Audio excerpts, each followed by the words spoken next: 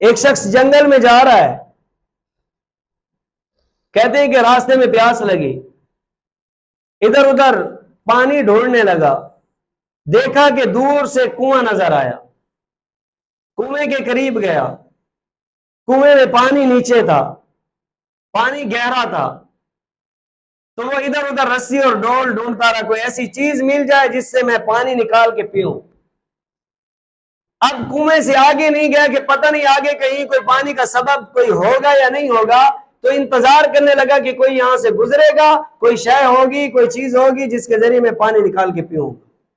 ایک درخت کے سائے میں بیٹھا ہے، انتظار کر رہا ہے، اتنے میں دیکھا کہ جھاڑیوں سے ایک ہرن نکل کے آیا،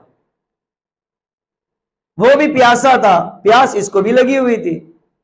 کہتے ہیں کہ جب وہ ہرن آیا جھاڑیوں سے نکل کے کنویں کے پاس، اس نے پانی کو دیکھا، پانی نیچے تھا، اس نے آسمان کی طرف اپنی نگاہ اٹھائی، ہرن نے تھوڑی دیر گزری کہ پانی اوپر آ گیا۔ کہتے ہیں کہ اس ہرن نے پانی پیا اور دوبارہ جھاڑیوں میں چلا گیا۔ میں دوڑتا ہوا کنویں کے پاس گیا کہ پانی تو اوپر آ چکا، میں بھی پی لوں۔ جب میں گیا تو پانی دوبارہ نیچے چلا گیا۔ تو غیب سے آواز آئی کہ اے انسان، اس نے مجھ پہ یقین کیا، میں نے بغیر اسباب کے پانی کو اوپر کر دیا، تو اسباب پہ یقین کرتا رہا، میں نے تجھے اسباب پہ چھوڑ دیا۔ تو نے کہا کہ پانی ڈول اور رسی کے بغیر پیا نہیں جا سکتا، تو میں نے بھی تجھے چھوڑ دیا، جا رسی اور ڈول ڈھونڈتا رہے۔